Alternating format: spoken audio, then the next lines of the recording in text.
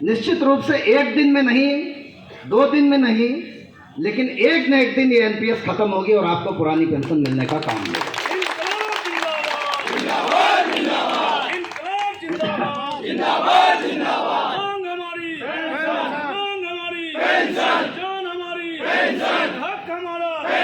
हम अपना अधिकार मांगते नहीं, किसी से भीख मांगते, अपना अधिकार मांगते नहीं, किसी से भीख मांगते।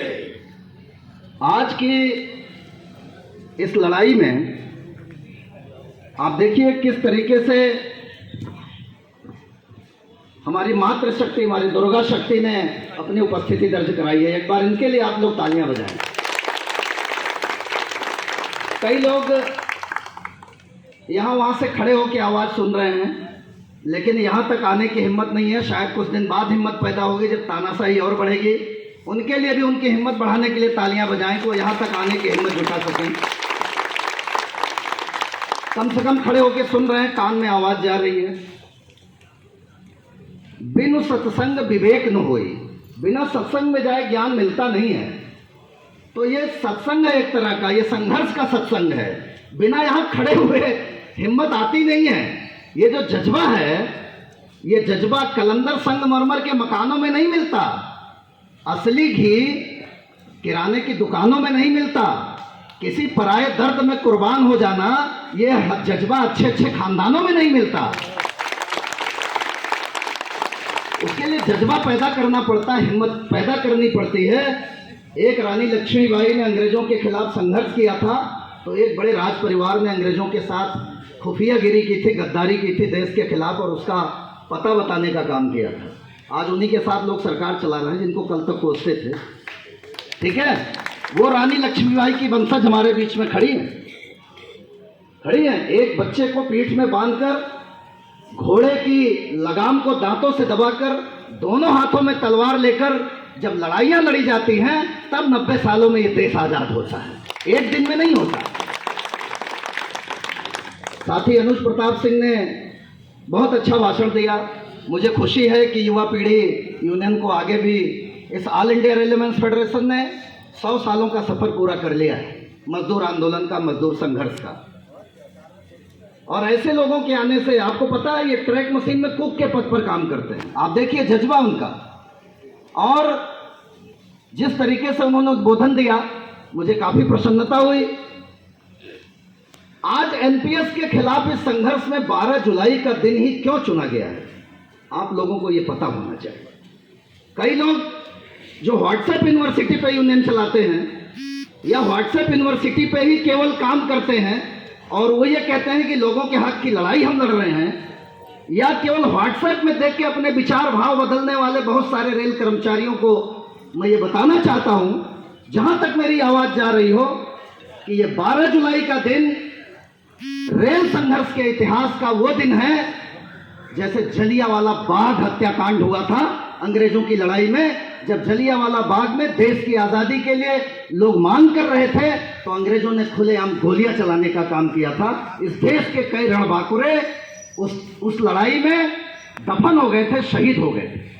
वैसे ही ये 12 जुलाई का दिन, 12 जुलाई 1960, 12 जुलाई 1960 देश आजाद तो हो गया, आजादी मिल गई, स्वतंत्र भारत की सरकार आ गई। युवाओं बहुत ध्यान से सुनना, आजादी की लड़ाई आपको पढ़ाई गई है, इसलिए आपको 15 अगस्त और 26 जनवरी की वैल्यू पता है, महत्व पता है। लेकिन ये आपको कभी नहीं बताया गया होगा कि इस देश की आजादी के बाद तमाम केंद्रीय कर्मचारियों को, राज्य के कर्मचारियों को केवल बेसिक मिला करता था, महंगाई भत्ता नहीं मिलता था, जो आज 50% है। कितना है? 50%। ये महंगाई भत्ता नहीं मिलता था। 1946 में अंग्रेजों से लड़के पहला पे कमीशन लेने के बाद ऑल इंडिया रेलवेमेंस फेडरेशन ने ये मांग रखने का काम किया कि या तो आप महंगाई को फ्रीज कर दीजिए, दूध के दाम, टमाटर के दाम, सब्जियों के दाम, अनाज के दाम बढ़ने नहीं चाहिए, और अगर ये दाम बढ़ेंगे तो कर्मचारियों को, स्टेट गवर्नमेंट के कर्मचारियों को, सेंट्रल गवर्नमेंट के कर्मचारियों को महंगाई भत्ता देना चाहिए, महंगाई भत्ते का कॉन्सेप्ट लाना चाहिए। सरकार ने नहीं मानी ये बात, क्योंकि सरकार को ये लगता था कि अंग्रेजों को इस देश से भगाने का काम हमने किया है। सरकार साथी हैं जो दिव्यांग साथी है, जो आप देखिए आपकी लड़ाई लड़ने के लिए यहाँ पर आए साथी, ये साथी खड़े हैं, आप इनके लिए एक बार जोरदार तालियां बजाएं। इन्हीं का, हमारे साथियों का, ये उन लोगों को सोचना चाहिए जिनको ईश्वर ने सब कुछ ठीक ठाक दिया है, लेकिन वो संघर्ष में आने से कतराते हैं, संघर्ष में खड़े नहीं होना चाहते हैं। उस महंगाई भत्ते की लड़ाई को लेकर के ऑल इंडिया रेलेवेंस फेडरेशन ने भारत सरकार को नोटिस देने का काम किया। भारत सरकार ने उस नोटिस पर अमल नहीं किया। ये मैं पुराने लोगों को भी बताना चाहता हूं, खासतौर से युवाओं को तो बताना ही चाहता हूं। इतिहास याद रखना जरूरी है, नहीं तो इतिहास अपने आप को दोहराता है, इतना ध्यान रखना। इतिहास अपने आप को दोहराता है। सरकार ने कहा महंगाई भत्ते का कोई प्रश्न ही नहीं उठता, एक बार आपको बेसिक दे दिया पे कमीशन में, 10 साल बाद आपका बेसिक बढ़ेगा, उसको लेते रहिए। ऑल इंडिया रेलेवेंस फेडरेशन ने लड़ाई का बिगुल बजाने का काम किया। और आपको पता होना चाहिए, यह लड़ाई केवल और केवल फायदा पूरे सेंट्रल गवर्नमेंट और स्टेट गवर्नमेंट के कर्मचारियों को हुआ, लेकिन लड़ाई केवल और केवल भारतीय रेल में लड़ी गई, और वो लड़ाई केवल और केवल ऑल इंडिया रेलेवेंस फेडरेशन ने लड़ी। 5 रुपए महंगाई भत्ता बढ़ाने को लेकर के, 5 रुपए। आज आपको आपका मिनिमम बेसिक अगर 18,000 है तो उसमें 50% महंगाई भत्ता यानी 9,000 रुपए तो हर आदमी को मिलता है। मिलता है नहीं मिलता है? बोलिए, मिल रहा है कि नहीं मिल रहा? 12 जुलाई 1960 को 5 रुपए महंगाई भत्ते की मांग को लेकर के भारतीय रेल में हड़ताल हुई थी। एक दिन की हड़ताल हुई थी। भारत सरकार को नागवार गुजरा, ये लाल झंडे के लोग हड़ताल करके भारत सरकार को झुकाना चाहते हैं। सक्सेसफुल हड़ताल हुई एक दिन की, और सरकार तिलमिला गई। सरकार ने आदेश दिया पुलिस को, गुजरात पुलिस ने दाहोद वर्कशॉप में इस लाल झंडे के संगठन के 5 युवा साथियों को आमने सामने गोलियों से भूनने का काम किया। जैसे जलियांवाला बाग हत्याकांड में अंग्रेजों ने भारतीय शहीदों को, भारतीय आंदोलनकारियों को, स्वतंत्रता सेनानियों को आमने सामने गोली से मारने का काम किया था। 5 कामरेड 12 जुलाई 1960 की शाम को महंगाई भत्ते की लड़ाई लड़ते हुए शहीद हो गए। उन 5 कामरेडों के नाम जानना चाहते हैं? Comrade Kripashankar, comrade Ranjit, comrade Khaderan, comrade Sitaram और कामरेड सखाराम। ये वो 5 लोग थे जिनको आमने सामने दाहोद वर्कशॉप में गोलियों से भून डाला गया, उस डीए की लड़ाई को लेकर के, महंगाई भत्ते की लड़ाई को लेकर के। कितने लोगों को पता है ये बात? ये सबको जानना चाहिए। और 5 लोगों की हत्या करने के बाद जो आंदोलन ने अपना विकराल रूप धारण किया, भारतीय रेल का चक्का पूरे देश में बंद हो गया। और तब सरकार ने ऑल इंडिया रेलेवेंस फेडरेशन और लाल झंडे के इस संघर्ष और शहीद होने की भावना को कद्र करते हुए पूरे देश में यह आंदोलन न फैल जाए, इसको रोकने के लिए उन्होंने एक कमेटी का गठन किया। और उस कमेटी ने 20 शहरों के जिन्सों को 6 महीने के अंदर उनके रोज के भाव तय करके एक डिक्टॉइट फार्मूला तय किया।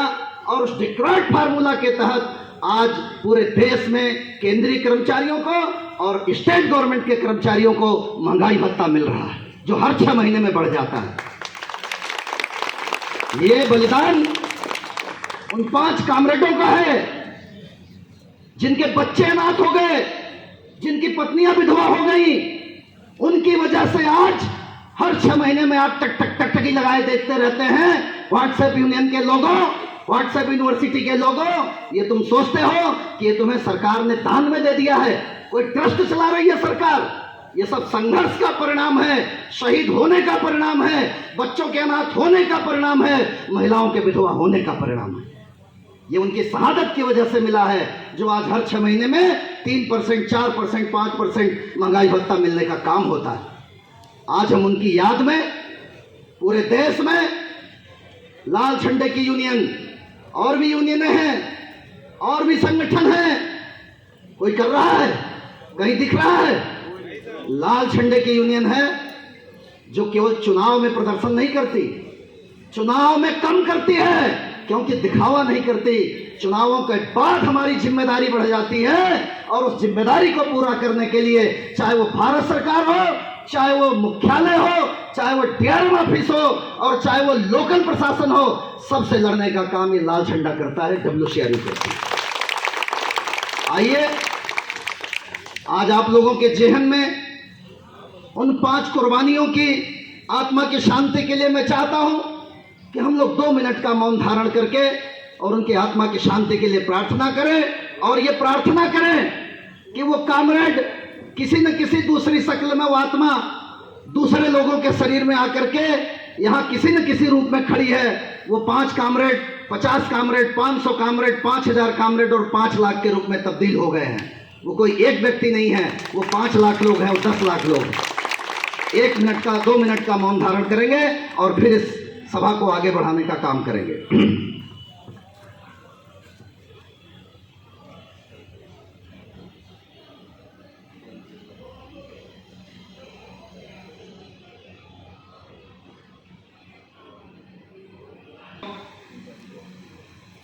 एनपीएस पर